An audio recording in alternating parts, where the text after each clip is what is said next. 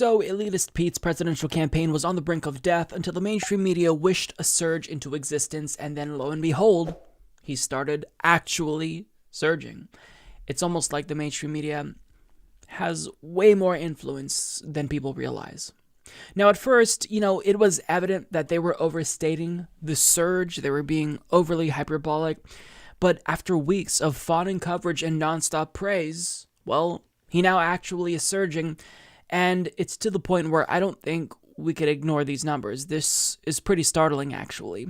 So, according to a CNN poll, he jumped to first place in Iowa and is now leading with 25%. That's 9 points ahead of the person in second place, and that's Elizabeth Warren. Now, it's not just Iowa, because in New Hampshire, he also jumped to first place there, and he's leading by 10 points, according to a St. Anselm College poll. Now, even though national polling only puts him at 8.3%, when you look at RCP averages in Iowa, well, he's taken the lead overall. And while he's not in first overall in New Hampshire as of yet, you can see a sharp increase, and he just recently passed Bernie Sanders. Now, they are still technically statistically tied at the moment, but nonetheless, he is on the same trajectory in New Hampshire that he was in Iowa. Now, the reason why Iowa and New Hampshire matter is because even though he doesn't have much support nationally, if a candidate wins Iowa and New Hampshire, that can propel that candidate with a lot of momentum to first place, and they could win the nomination. Barack Obama ended up winning Iowa, and that really propelled him to victory when everyone thought that Hillary Clinton already had the primary wrapped up back in 2008. So if he wins Iowa and New Hampshire, he could win the entire thing, which is really great news for Donald Trump, because out of head-to-head matchups tracked by Real Clear Politics, Pete Buttigieg has the worst chances against Donald Trump, with a 4.5% lead overall. Now, of course, that still is a lead nonetheless, but Hillary Clinton was also leading at the same point in time in 2015.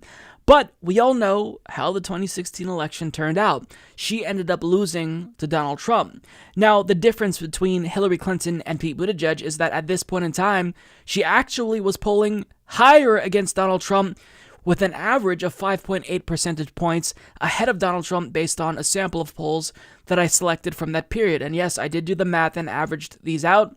She was doing better than Pete Buttigieg. And when you compare Pete Buttigieg's general election matchups with other candidates, he performs the worst against Donald Trump. For example, Biden beats Trump on average by 10 points. Bernie beats Trump on average by almost 8 points and beats him in crucial Rust Belt states that Hillary Clinton lost.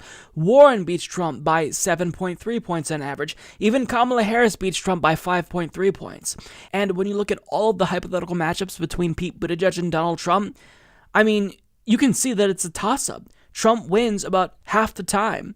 And the problem is that Donald Trump hasn't started going in on Pete Buttigieg yet. In the event he were to be the nominee, I think, it would be reasonable to expect Pete Buttigieg's numbers to plummet.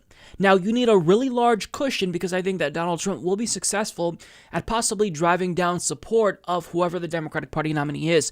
So you need to have someone as the nominee who can lose at least a couple of percentage points.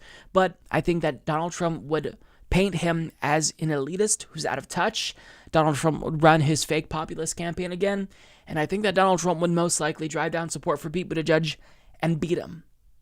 Now, you can argue that I'm wrong because polling says otherwise right now. Okay, that's fine. But again, just remember that Hillary Clinton was polling better than Pete Buttigieg is polling now against Donald Trump at this point in time.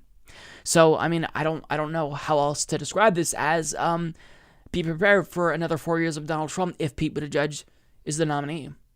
So, the problem is that the media, by propping up Pete Buttigieg in this way, they are inadvertently helping Donald Trump, because if Donald Trump is going up against anyone, he should hope it's Pete Buttigieg, because Pete Buttigieg fares the worst against him in head-to-head matchups. Now, Pete Buttigieg isn't doing any favors for himself, because as he managed to move back into the spotlight, well, he's really letting his inner Republican show, which means that the Democratic Party base will be demoralized. They likely would stay home, as they did for Hillary Clinton, not support him. He wouldn't have the support of young people, and that would pretty much guarantee that He's not going to be successful. Now, to give you, a little bit of examples of what I'm talking about here, he is using Republican talking points against Medicare for All, and he conspicuously turned on Medicare for All after the industry started donating hundreds of thousands of dollars to his campaign. He is now arguing against free college because millionaire and billionaire children will take advantage of free college. This is nothing more than pseudo-adversarialism because rich people's kids do not go to public schools, they go to private schools. And if he really was about, sticking it to the elites as he's trying to make you think he is here, he'd just be in favor of a wealth tax. And get this, his climate advisor is a fossil fuel-funded witness for the Trump administration's lawsuit against the children's climate change lawsuit. Great guy here. And on top of that, he also unironically floated the idea of sending U.S. troops to Mexico to combat gang and drug violence that is literally happening because of our war on drugs. So he's bad on the policy, and part of the reason that Pete Buttigieg shouldn't be propped up by the media is because you're not going to win this election without the support of black people, which he absolutely is struggling to win over for good reason because of scandals that are plaguing his campaign with regard to South Bend.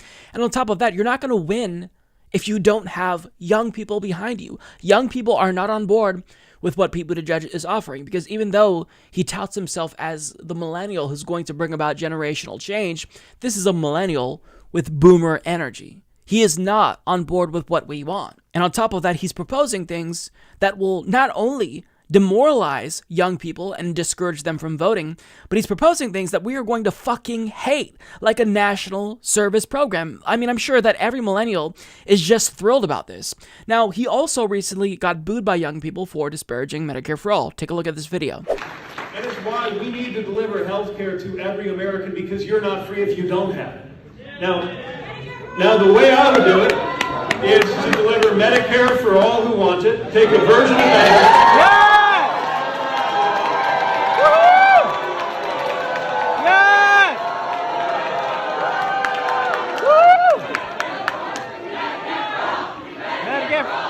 That was young people who was shouting him down, who was shouting Medicare for All at him. On top of that, when he thinks not very many people are watching, look at how condescending and dismissive he is to young people who are concerned about climate change. This is a video from the Sunrise Movement. Do you support the Green New Deal? Yeah, check out online so you can see how our idea of dealing with climate works. So that was just you can see my housing plan. I don't know about other people's, but you can read about mine. It was just proposed in Congress. Okay, well I just proposed mine, so you can start with mine and then compare. Read yours. Okay, do you think it matches up? I don't. Okay, well then I guess the answer is no. I don't think it's bold or comprehensive enough to deal with the crisis we face for our climate. Okay, I guess we don't agree. Thanks for coming. I guess we don't. So Pete Buttigieg is garbage, and you're not going to win without getting out that youth vote. You're not going to win without black people behind you, who are the most loyal constituency the Democratic Party has. Period. End of story. But the reason why Pete Buttigieg thinks he has a chance is because he has the most billionaire donors. There hasn't been a single candidate with as many billionaire donors as Pete Buttigieg, and he has done a number of fundraisers in the Hamptons with elites. So celebrities and billionaires love him. But if you don't have young people and black people behind you, you're not going to win. You will lose to Donald Trump, Pete Buttigieg. And no amount of cringeworthy high hopes dancing is going to get young people excited about you if you don't deliver on the policy substance. So Pete Buttigieg more and more is shifting to the right throughout the course of this primary after previously running as a progressive at the start. And this really isn't too surprising when you learn about his history, because there was recently a video that was uncovered of him praising the racist Tea Party movement because they were suddenly concerned about the quote-unquote direction the country was headed in once we elected a black president. I have to admit, as a Democrat, that many of my friends and supporters looked at me as if I was absolutely nuts when I suggested that I would be coming tonight to speak with a group that's often identified with the Tea Party. There's some, especially in my party, the Tea Party is a wholly owned subsidiary of the Republican Party. But there are many others who believe that the Tea Party is motivated by real concerns about the direction of our government and the responsiveness of our government to citizens, and above all, a frustration with business as usual. So Pete Buttigieg is someone that we all should be concerned with, not just because, we wouldn't get a Bernie Sanders presidency, but because if we got a Pete Buttigieg Democratic Party nominee, Trump's gonna win. I mean, that's obvious. That should be easy for everyone to see. Trump is going to win if he's the nominee.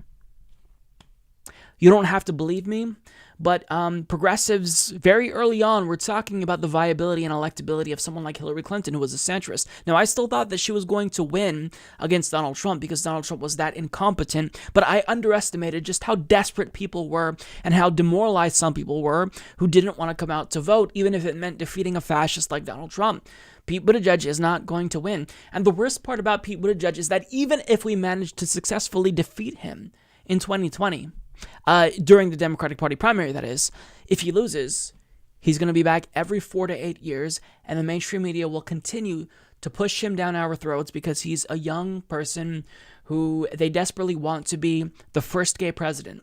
The New York Times was already coining him the first gay president, possibly back in 2016, before we even knew who he was nationally, before he even ran to be the DNC chairman.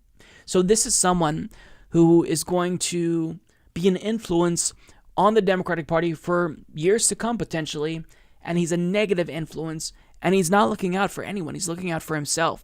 So this surge is something that really should concern everyone who wants to see change, who want to beat Donald Trump. Like, if we care about electability, then choosing a neoliberal elitist as a nominee is basically guaranteeing a Donald Trump victory. Now, it's going to be hard to defeat Donald Trump. I think he's beatable. I'm not going to underestimate him like I did back in 2016, but we need to make sure that we nominate the best candidate, the most electable candidate. And the candidate who's most electable is going to be someone who goes after non-voters, people who've stayed home, people who are young, who are getting out to vote for the first time, who are excited to come out. And that person is Bernie Sanders. So Pete Buttigieg, I mean, as I see him surge, I'm watching in horror because not only is he bad for the Democratic Party, again, the dude's going to lose to Trump.